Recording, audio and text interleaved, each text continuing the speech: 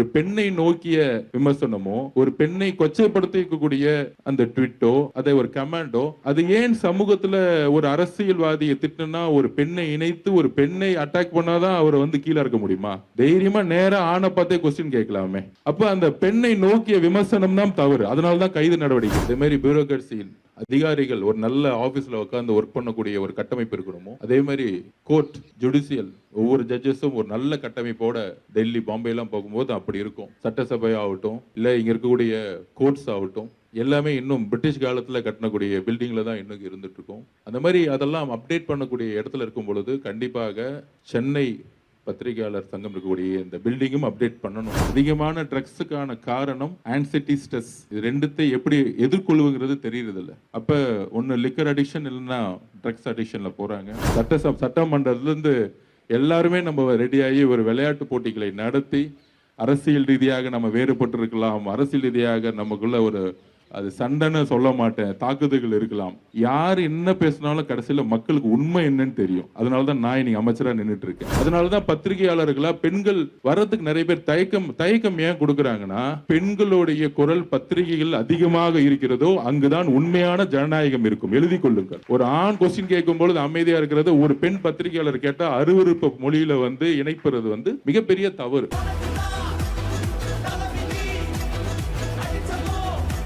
Credit card over டியூவா, multiple EMI ஸ்ட்ரெஸ்ஸா? இனி ஒரே இஎம்ஐல ஈஸியா மேனேஜ் பண்ணலாம். Power of one EMI. பொதுவாக நான் காலேஜில் படிக்கும்போது என்னுடைய கிளாஸஸில் வந்து ஜனநாயகத்துடைய 4 முக்கிய தூண்கள்னு சொல்லுவாங்க. எல்லாரும் கேட்டது தான். First legislative assembly, parliament. அதுக்கப்புறம் அதை நடைமுறைப்படுத்தக்கூடிய அரசு அதிகாரிகள், பியூரோக்ரசி.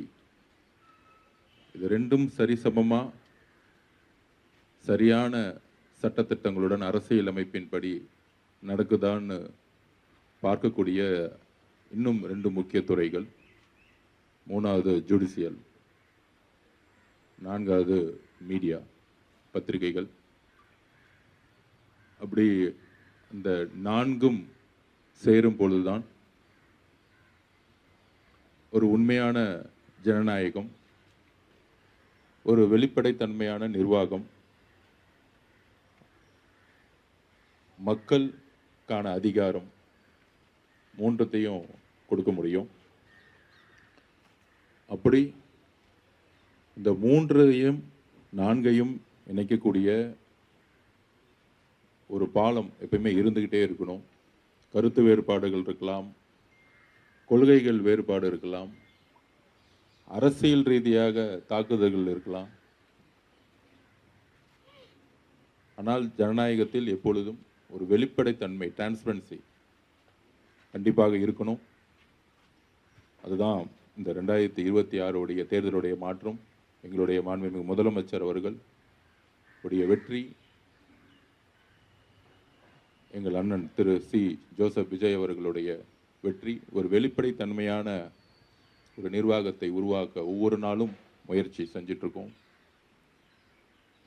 அதெல்லாம் நீங்கள்லாம் எதிர்பார்த்த மாதிரி சட்டசபையை வந்து நேரலையில் ஒளிபரப்பி பத்திரிகையாளர்களுக்கு பல வருஷம் கோரிக்கைகள் எவ்வளவோ இருக்கும். ஆனால் ஒரு சட்டசபை நேரலையில் ஒளிபரப்பணும், அதை மக்கள்கிட்ட கொண்டு போகணும் அப்படிங்கிற கோரிக்கையை எந்த விதமான பத்திரிகையாளர்கிட்ட இருந்து எந்த விதமான கேள்விகள் வராமலே அதை நிறைவேற்றியவர் நம்மளுடைய முதலமைச்சர். இது ஒரு பெரிய விஷயம். 75 வருஷத்துல இது வரைக்கும் நடந்ததே இல்லை. எத்தனை தாக்குதல்கள் வந்தாலும், கேள்விகள் வந்தாலும் அதை எதிர்கொள்வதற்கு தயார்னு ஒரு முதலமைச்சர் நினைக்கும் பொழுதோ, இல்லை வெளிப்படைத்தன்மையான ஒரு நிர்வாகம் வேணும்னு நினைக்கும் பொழுதோ, அந்த தைரியம் தான் இன்னைக்கு ஒரு நேரலையா மாறி இருக்கு. கண்டிப்பாக இங்க இருக்கக்கூடிய ஒவ்வொரு சகோதரர் சகோதரிகளையும் என்னுடைய மக்கள் தேர்தல் பயணத்திலும் சரி, அரசியல் பயணத்திலும் சரி, எங்களோடு நீங்களாம் வந்திருக்கீங்க. சகோதரர் இருக்காரு, பாலிமரில் தினேஷ் இருக்காரு, ஜெயா டிவியில் இருக்காரு. எல்லோரும் இங்கே இருக்கக்கூடிய ஒவ்வொரு ரிப்போர்ட்டர்ஸையும் நாங்கள் எந்த அளவுக்கு தேர்தல் பிரச்சாரங்களில் தெருவா நாங்கள் பிரச்சாரங்கள் ரொம்ப அந்த இடத்துல நீங்களும் எங்களோட பயணிச்சிருக்கீங்க. எங்களோட வெற்றிக்கு இங்க இருக்கக்கூடிய பத்திரிகையாளர்களும் முக்கியமான காரணம். அதுல நம்மளுடைய தலைவர் அவர்களும் செயலர் அவர்களும் கூப்பிடும் பொழுது முதல்ல நினைச்சாங்க நான் வருவனா அப்படின்னு. இப்படிலாம் கிடையாது. அரசியல் என்பது வேறு, நட்பு என்பது வேறு. எப்பொழுதும் இன்றைய அரசும் சரி, எங்களுடைய முதலமைச்சரும் சரி, நாங்களும் சரி,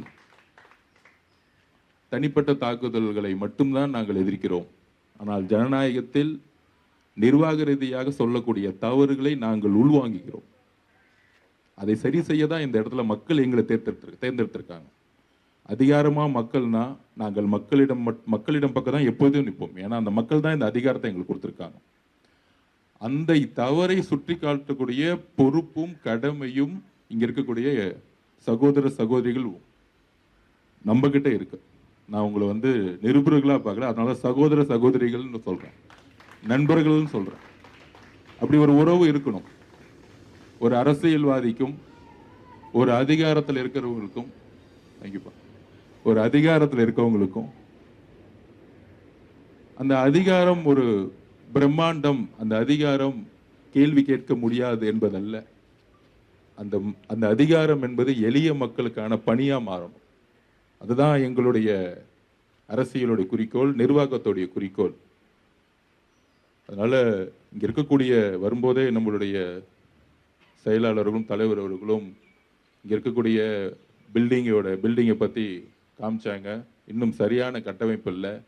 இங்க இருக்கக்கூடிய நிருபர்கள் தங்கக்கூடிய இடமோ, சரியா சாப்பிடக்கூடிய இடமோ இல்லை, இங்க பல்வேறு நபர்கள் பேட்டி கொடுக்கக்கூடிய இடமோ இன்னும் ஒரு இன்னைக்கு இருக்க காலகட்டத்தில் இருக்கக்கூடிய அளவுக்கு சொன்னாங்க. பாம்பே, டெல்லியெல்லாம் பார்த்தீங்கன்னா ரொம்ப அப்டேட் ஆயிருக்குன்னு.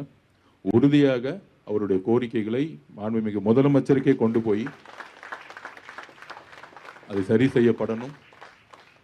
எப்படி சட்டசபை ஒரு நல்ல ஒரு நிர்வாகத்துக்கு ஏற்ற ஒரு நல்ல கட்டமைப்பு இருக்கணுமோ, அதே மாதிரி பியூரோக்ரசி அதிகாரிகள் ஒரு நல்ல ஆஃபீஸில் உட்காந்து ஒர்க் பண்ணக்கூடிய ஒரு கட்டமைப்பு இருக்கணுமோ, அதே மாதிரி கோர்ட், ஜுடிஷியல் ஒவ்வொரு ஜட்ஜஸும் ஒரு நல்ல கட்டமைப்போட டெல்லி, பாம்பேலாம் போகும்போது அப்படி இருக்கும்.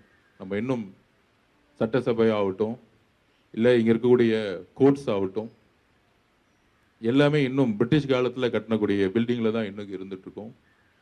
அந்த மாதிரி அதெல்லாம் அப்டேட் பண்ணக்கூடிய இடத்துல இருக்கும் பொழுது கண்டிப்பாக சென்னை பத்திரிகையாளர் சங்கம் இருக்கக்கூடிய இந்த பில்டிங்கும் அப்டேட் பண்ணணும், அப்டேட் செய்யப்படும். அதில் எத்தனை பேர் உறுப்பினர்கள் இருந்தாலும் அவர்கள் இங்கே அமர்ந்து ஒரு அலுவலகமாக இருக்கட்டும், அவர் சாப்பிடக்கூடிய இடமா இருக்கட்டும், அவங்களுக்கான ஒரு வீடாக இருக்கிற மாதிரி கண்டிப்பாக அதற்கான பணிகளை செய்யக்கூடிய கடமையும் பொறுப்புணரும் எங்களுக்கு இருக்கு. இது உதவின்னு சொல்ல முடியாது, கடமையும் பொறுப்புணர்வும் இருக்கு. அதனால ஒரு புதிய ஒரு நிர்வாகம், மக்கள் எதிர்பார்த்த ஒரு நிர்வாகம், ஒரு அரசியலை நோக்கி ஒவ்வொரு நாளும் பயணிச்சுட்டு இருக்கோம். ஸ்போர்ட்ஸ் ரெண்டும் ஈக்குவலா கொண்டு வரணுங்கிறது தான் ஒவ்வொரு நாளும் நான் பதிவு பண்ணிட்டே இருக்கிறேன். கிட்டத்தட்ட 50% மேல இன்னைக்கு இளைஞர்களுக்கான ஒரு பாப்புலேஷன் தமிழ்நாடு அணிஞ்சிருக்கு.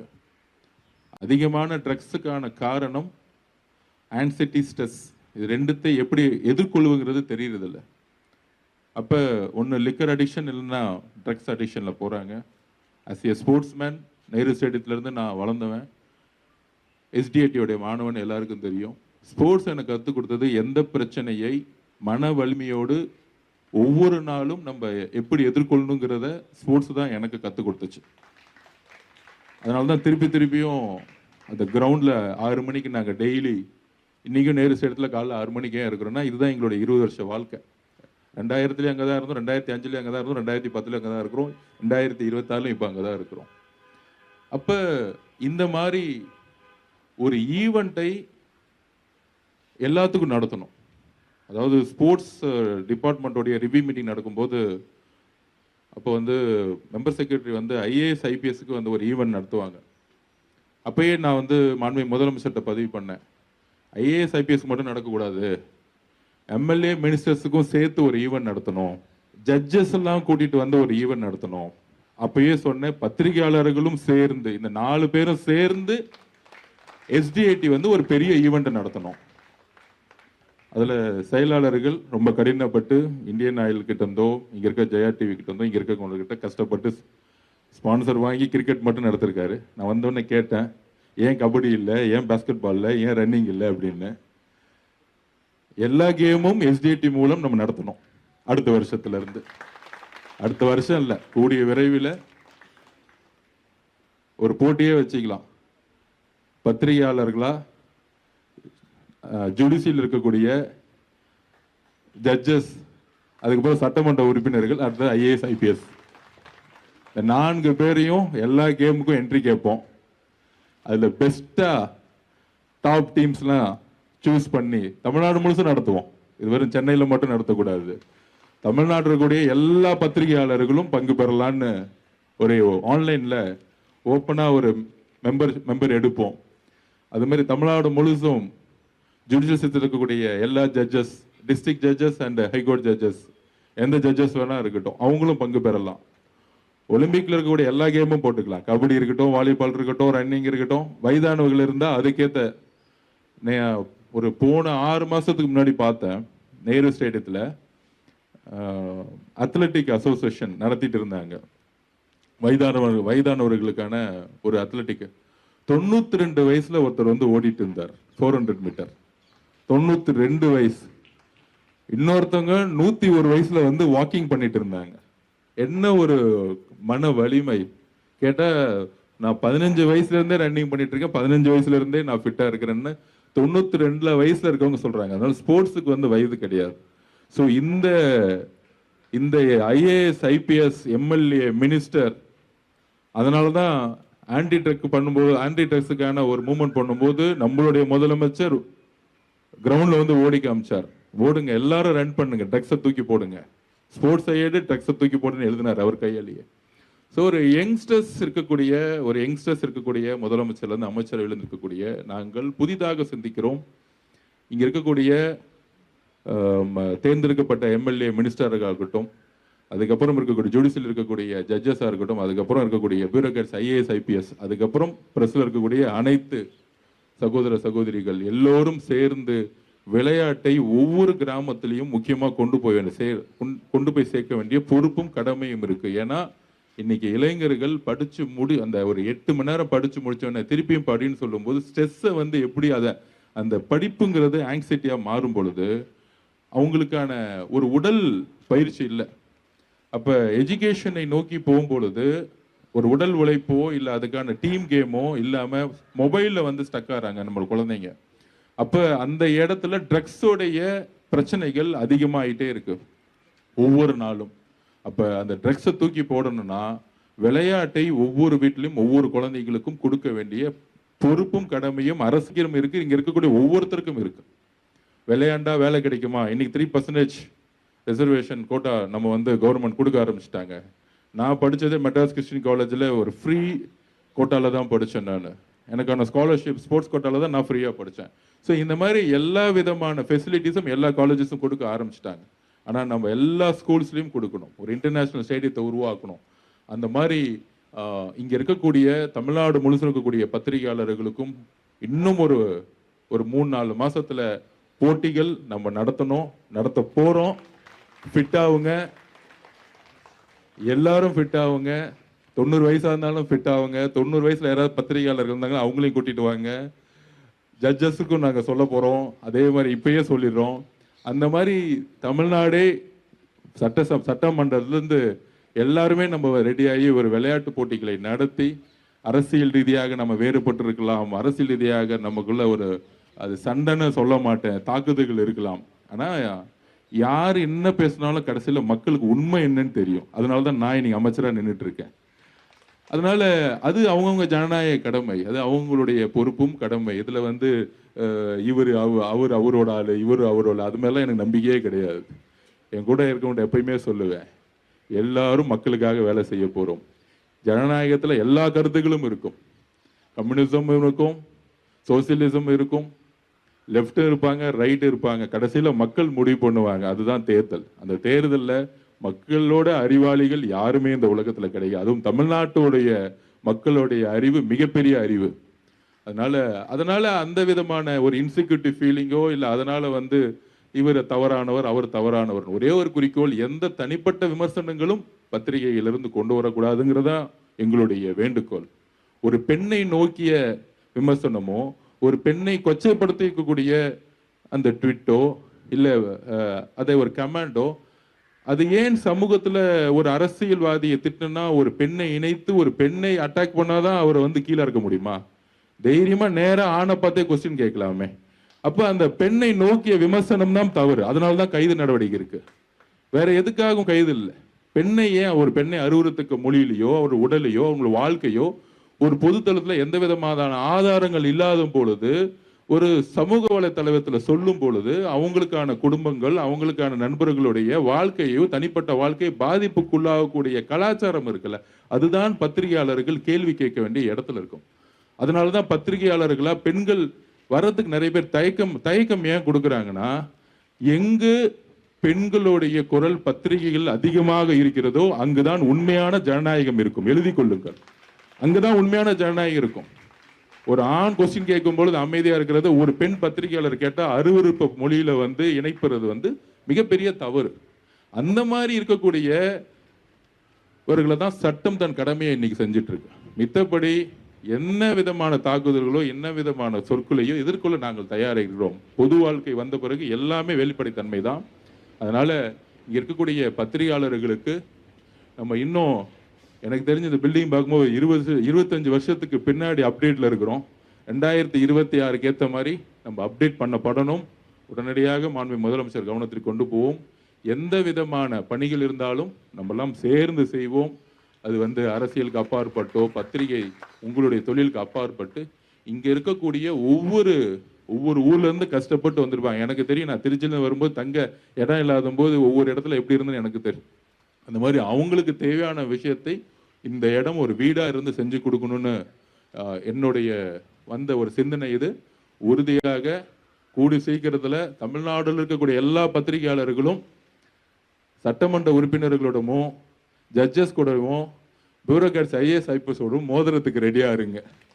பேனால மோதினது ஓகே, பத்திரிகையாளர் மைக் எடுத்துட்டு மோதினது ஓகே, இனிமேட்டு களத்துல மோதுற மாதிரி எஸ்டிஏடி ஒரு விளையாட்டு போட்டிகளை கூடிய விரைவில் உருவாக்கும் அப்படிங்கிறதை இங்க வாய்ப்பு கொடுத்த நம்மளுடைய தலைவர் அவர்களுக்கும் செயலாளர் அவர்களுக்கும் ஒரு சிந்தனை உருவாச்சு. இங்க வந்த பிறகு பத்திரிகையாளர்களுக்கு என்ன செய்யணும், என்ன பிரச்சனை இருக்கு.